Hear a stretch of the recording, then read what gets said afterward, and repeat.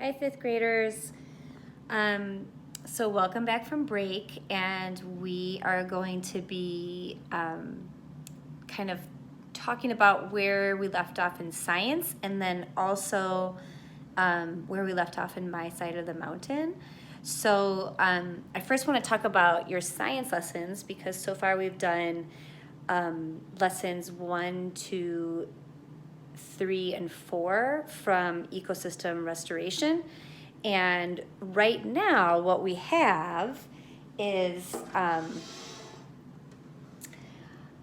what we've been learning about is that everything's made of matter, and all matter is made of molecules, and all molecules are made of atoms. And you guys remember this from when we did our first unit of the school year as well. And then we've been talking now about animals and plants and how they interact in an ecosystem, okay? And then here is all of our vocabulary so far.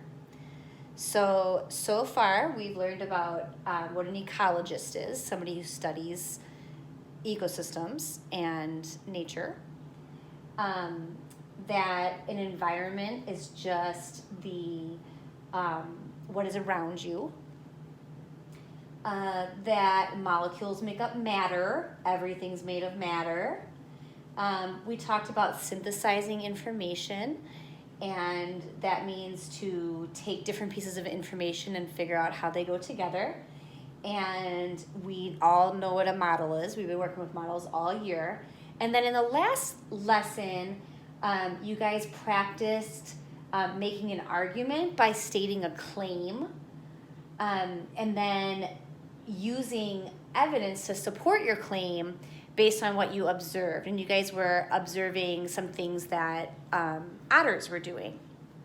So we're going to go ahead and continue with My Side of the Mountain today. And the last time we read My Side of the Mountain, Sam had a few things happen to Sam. So first, Sam, another thing of hunters came, group of hunters came, and Frightful kind of, they shot a deer, and the deer jumped over the little stone wall, and they couldn't find the deer at first, and so Frightful kind of led them away from it so that Sam could get the deer, and then Sam finished his suit.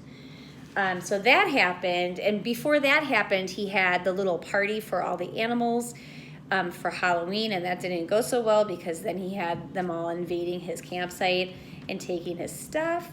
And then he also walked into town, and when he walked into town, he met a kid who he referred to as Mr. Jacket, because he had like a leather jacket on, and he got really into talking to this kid, and then all of a sudden he realized, oh no, I didn't make any wood pile for the winter, and that's a huge mistake because I need to make sure I can be warm for the winter, and it was coming.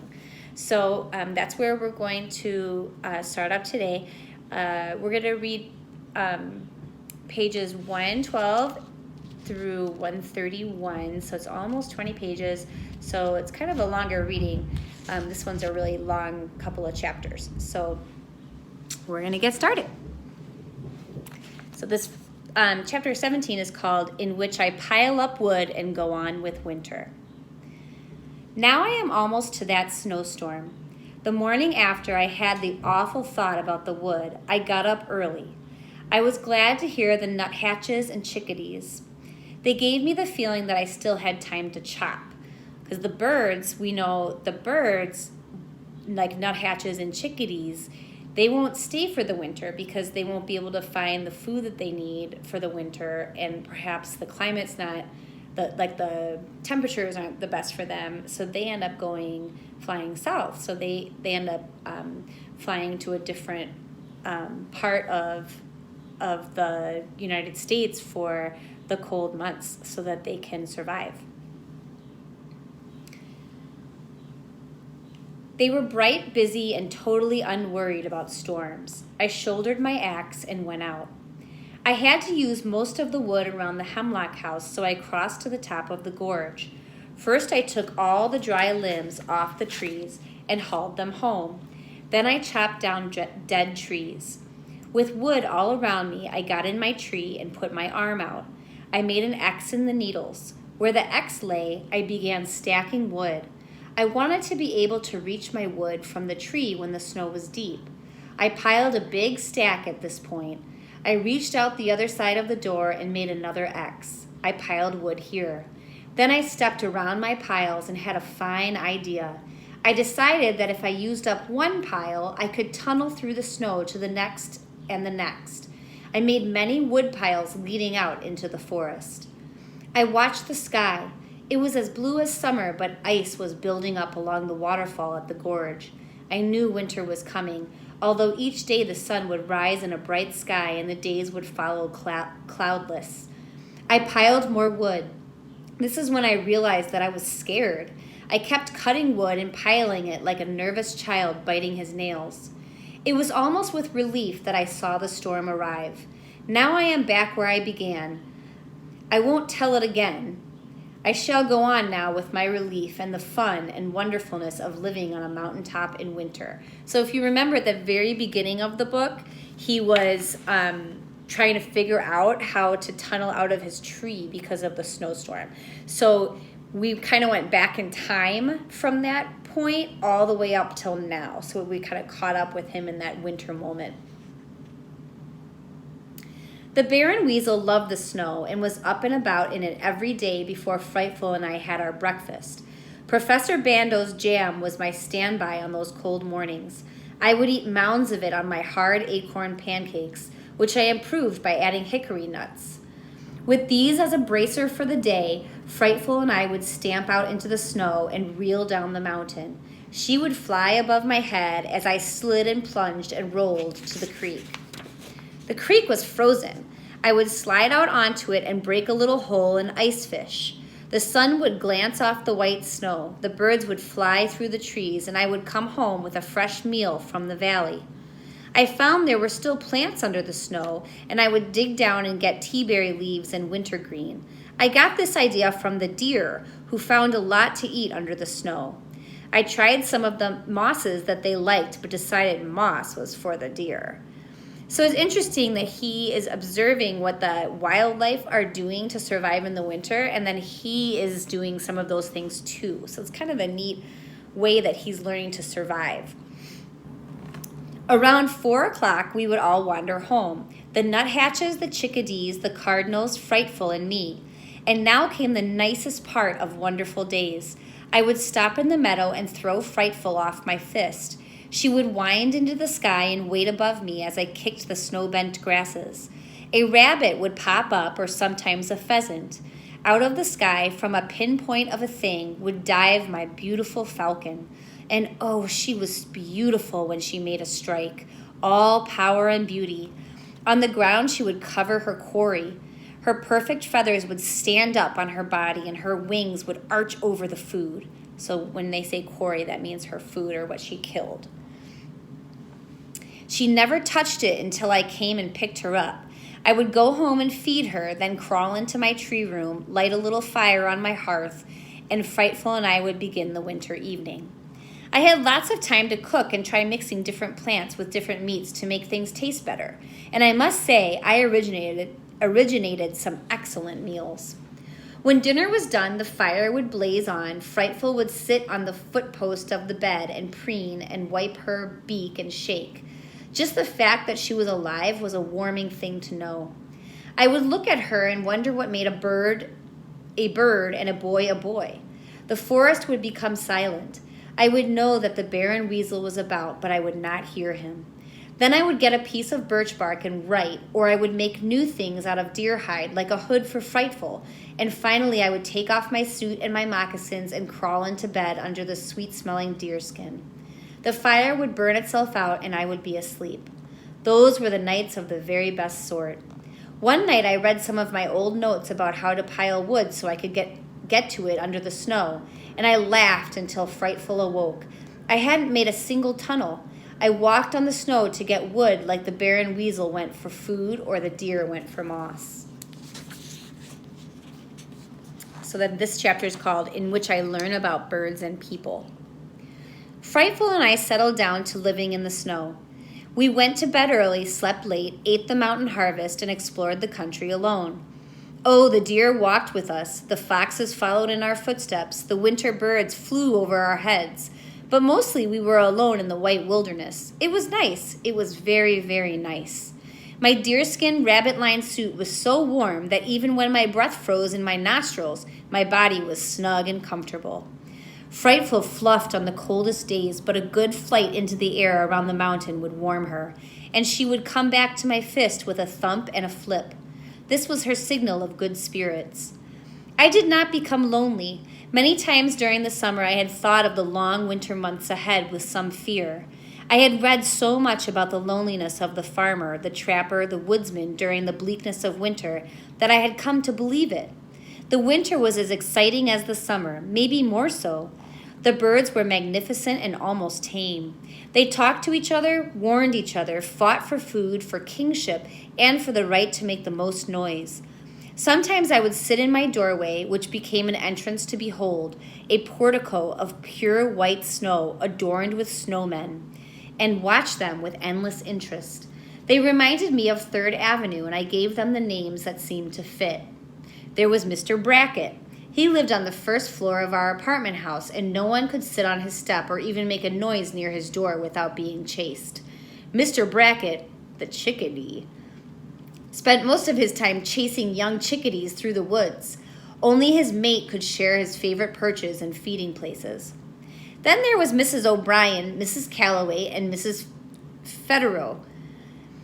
On 3rd Avenue, they would all go off to the market together first thing in the morning, talking and pushing and stopping to lecture children in the gutters and streets.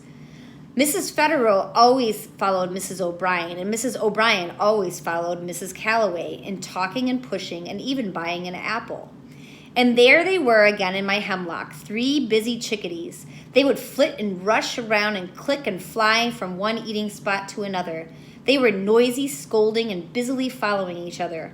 All the chickadees followed them, and they made way only for Mr. Brackett. The chickadees, like the people on 3rd Avenue, had their favorite routes to and from the best food supplies. They each had their own resting perches, and each had a little shelter in a tree cavity to which they would fly when the day was over. They would chatter and call good night and make a big fuss before they parted. And then the forest would be as quiet as the apartment house on 3rd Avenue when all the kids were off the streets and the parents had said their last words to each other and everyone had gone to their own little hole. Sometimes when the wind howled and the snows blew, the chickadees would be out only for a few hours. So I guess what I said before is totally wrong, that the chickadees were out and that made him feel like he still had time to chop, but the chickadees don't leave for the winter.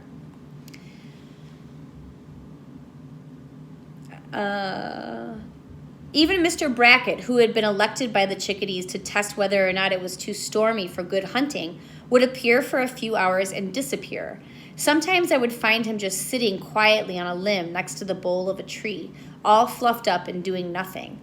There was no one who enjoyed doing nothing on a bad day more than Mr. Brackett of 3rd Avenue. Frightful, the 2 Mr. Bracketts and I shared this feeling. When the ice and sleet and snow drove down through the hemlocks, we all holed up. I looked at my calendar pole one day and realized it was almost Christmas. Bando will come, I thought. I'll have to prepare a feast and make a present for him. I took stock of the frozen venison and decided that there were enough steaks for us to eat nothing but venison for a month. I scooped under the snow for teaberry plants to boil down and pour over snowballs for dessert. I checked my catch of wild onions to see if I had enough to make onion soup and set aside some large, firm ground nuts for mashed potatoes. There were still piles of dogtooth violet bulbs and Solomon's seal roots and a few dried apples. I cracked walnuts, hickory nuts, and beech nuts, then began a pair of deer hide moccasins to be lined with rabbit fur for Bando's present. I finished these before Christmas, so I started a hat of the same materials. 2 days before Christmas, I began to wonder if Bando would come. He had forgotten, I was sure, or he was busy, I said. Or he thought that I was no longer here and decided not to tramp out through the snows to find out. On Christmas Eve, Bando still hadn't arrived, and I began to plan for a very small Christmas with Frightful. So he's probably really disappointed. About 4:30 Christmas Eve, I hung a small red cluster of tea berries on the deerskin door. I went in my tree room for a snack of beech nuts when I heard a faint hello far down from the mountain. I snuffed out my tallow candle, jumped into my coat and moccasins, and plunged out into the snow. Again, a hello floated over the quiet snow. I took a bearing on the sound and bounced down the hill to meet Bando. I ran into him just as he turned up the valley to follow the stream bed. I was so glad to see him that I hugged him and pounced him on the back. Never thought I'd make it, he said. I walked all the way from the entrance of the state park. Pretty good, eh?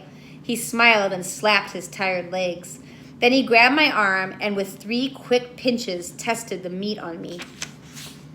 You've been living well, he said. He looked closely at my face. But you're gonna need a shave in a year or 2. I thanked him and we sprang up the mountain, cut across through the gorge and home.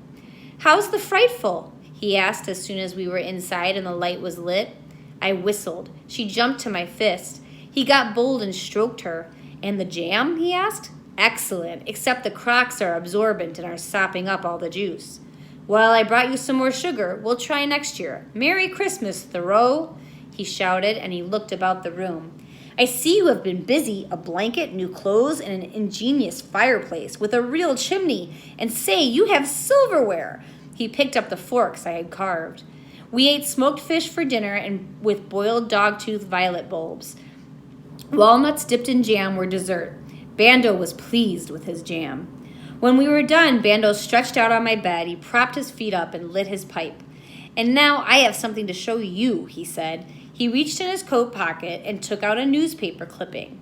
It was from a New York paper, and it read, Wild boy suspected living off deer and nuts in wilderness of Catskills. I looked at Bando and leaned over to read the headline myself. Have you been talking? I asked. Me? Don't be ridiculous. You've had several visitors other than me. The fire warden, the old lady, I cried out. Now, Thoreau, this could only be a rumor. Just because it's in print doesn't mean it's true. Before you get excited, sit still and listen. He read, Residents of Delhi in the Catskill Mountains report that a wild boy who lives off deer and nuts is hiding out in the mountains. Several hunters stated that this boy stole deer from them during hunting season. I did not, I shouted. I only took the ones they had wounded and couldn't find. Well, that's what they told their wives when they came home without deer. Anyway, listen to this. This boy has been seen from time to time by Catskill residents, some of whom believe he is crazy. Well, that's a terrible thing to say.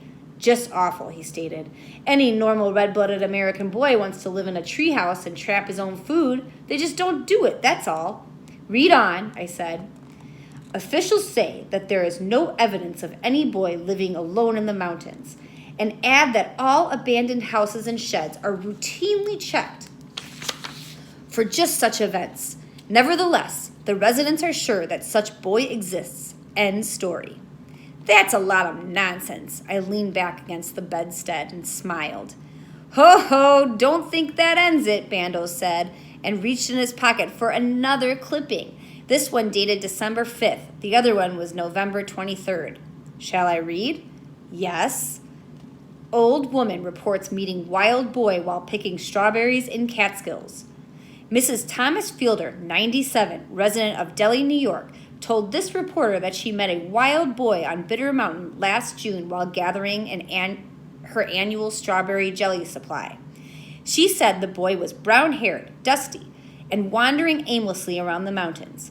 However, she added, he seemed to be in good flesh and happy.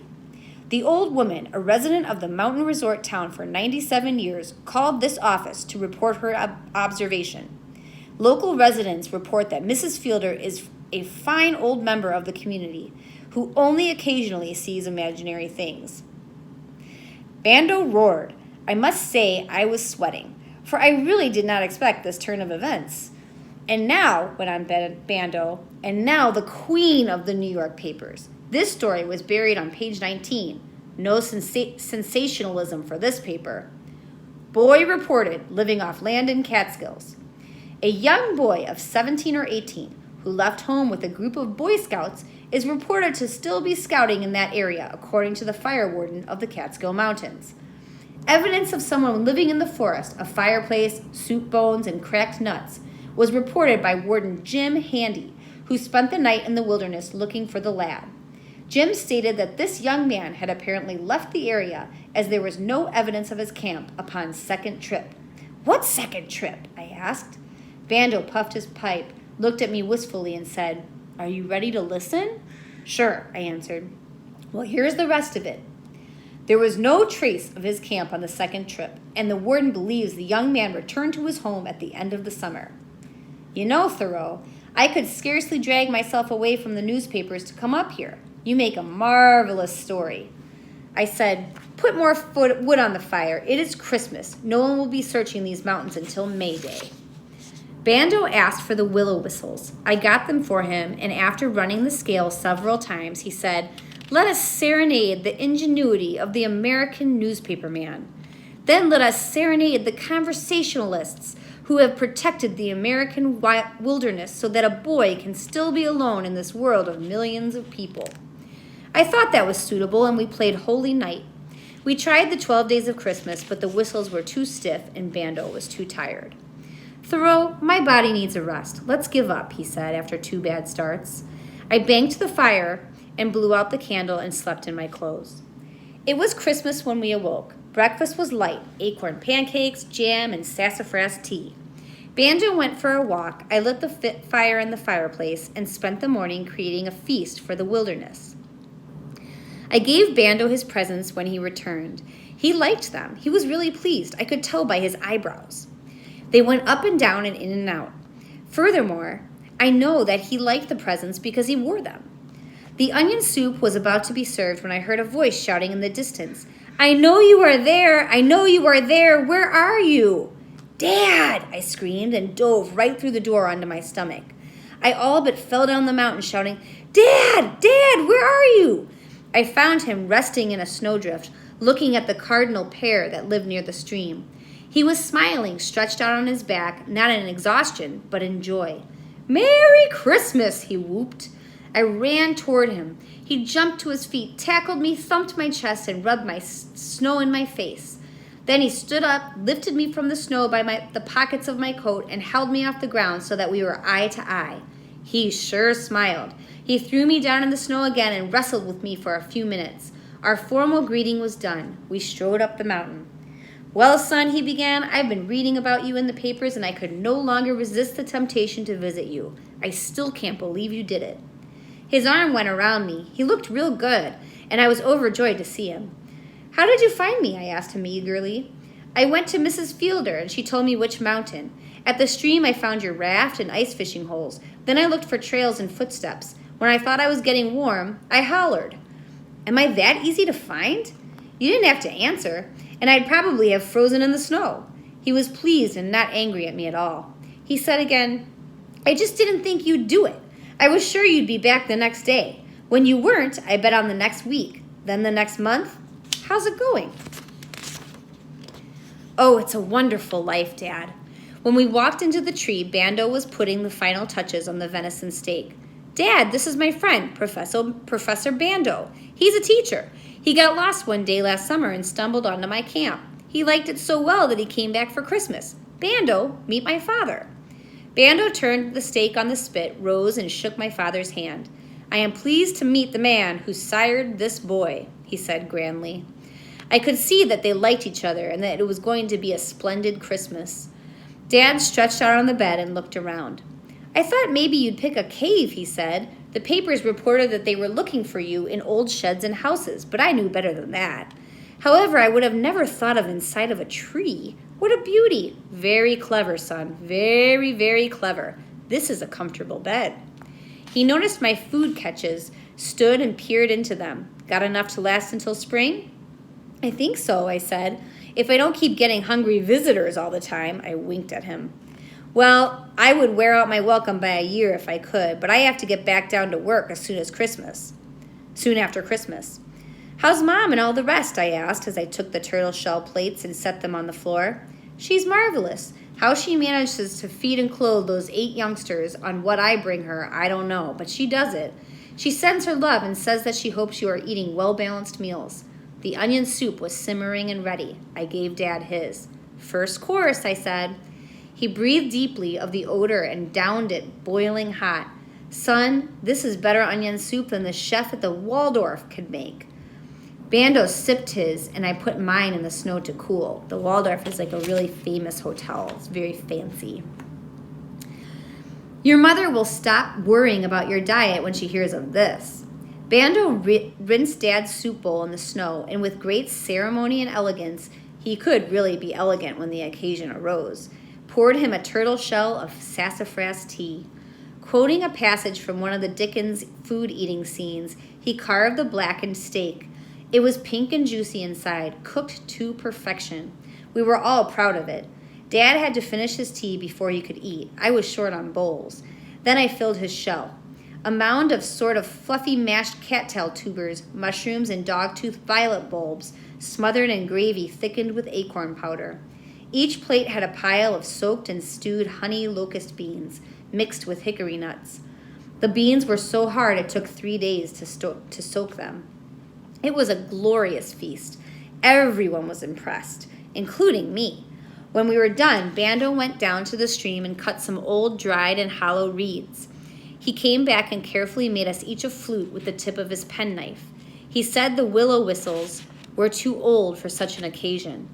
We all played Christmas carols until dark. Bando wanted to try some complicated jazz tunes, but the late hour, the small fire dancing and throwing heat, and the snow insulating us from the winds made us all so sleepy that we were not capable of more than a last slow rendition of taps before we put ourselves on and under skins and blew out the light.